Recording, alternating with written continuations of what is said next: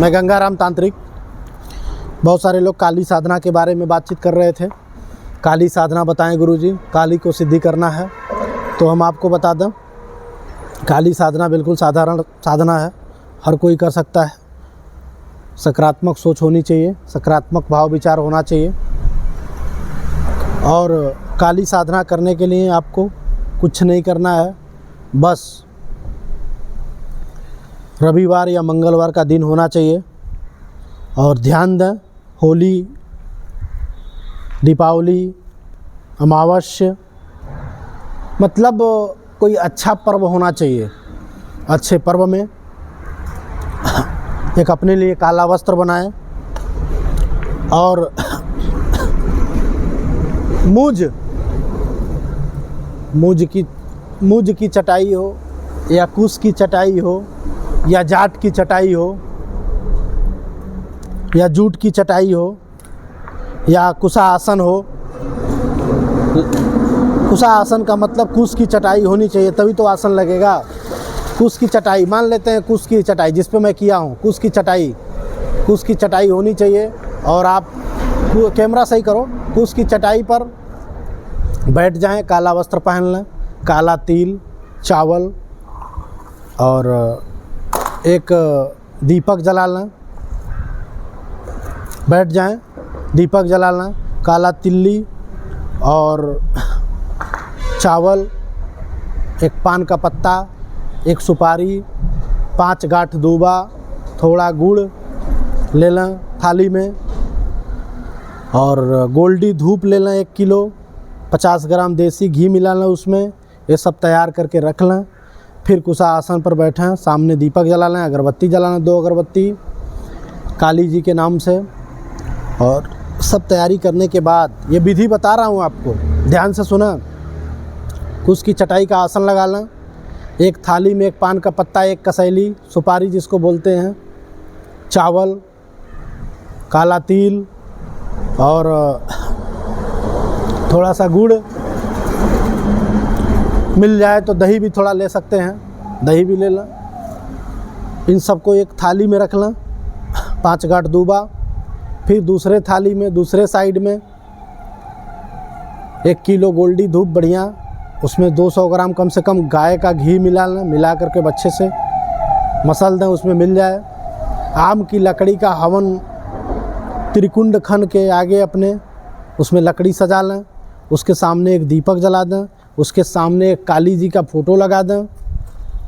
उसके बाद उसी कुछ आसन पर बैठें और बैठने के बाद छोटा वाला दाना रुद्राक्ष का माला ले लें।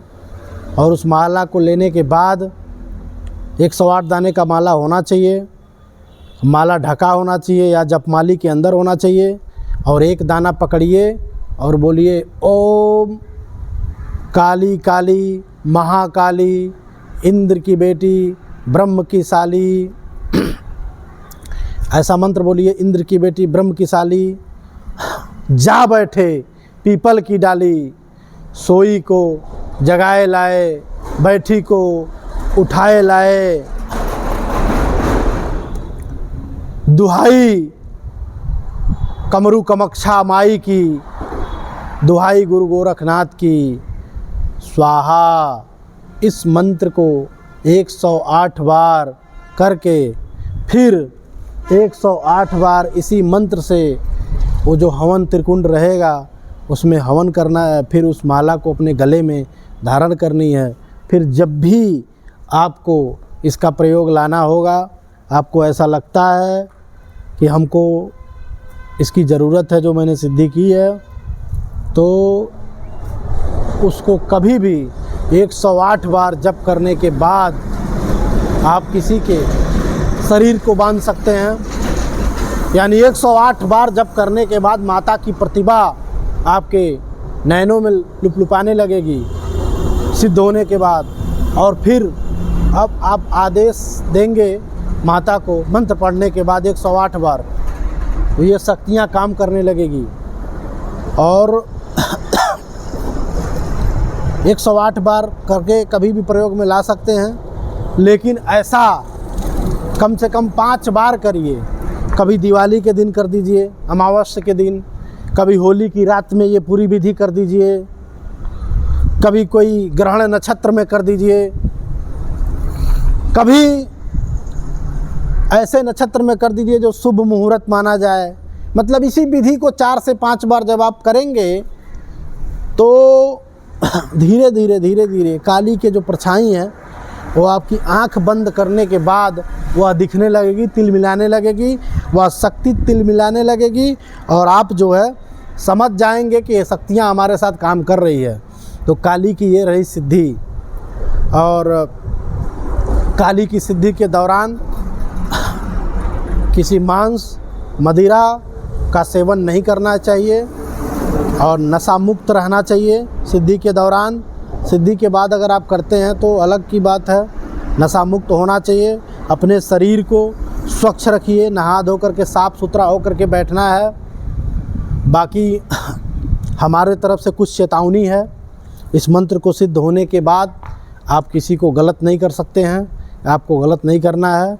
देखिए, अगर आप लोग इस मंत्र से इस शक्ति को सिद्ध करने के बाद यदि आप गलत करते हैं तो इसका बुरा प्रभाव आपको नहीं तो आपके परिवार में, आपके बच्चों को पड़ेगा। हम कोई भी मंत्र बताते हैं या बता रहे हैं तो इसका लाभ लीजिए, ज़्यादा से ज़्यादा लोगों को शेयर करिए, ज़्यादा से ज़्यादा लोगों का भला करें, लोग साधना करें, लेकिन किसी को बुरा मत पहुंचाएं। यदि अगर कोई बुरा पहुंचाएगा तो देखिए मुझे भी दोष लगेगी और आपका तो अपना कर्म दोषी होगा ही। तो साथियों, इन्हीं सब बातों के साथ मैं अपने वाणी को विराम देना चाहूँगा। बहुत बहुत धन्यवाद।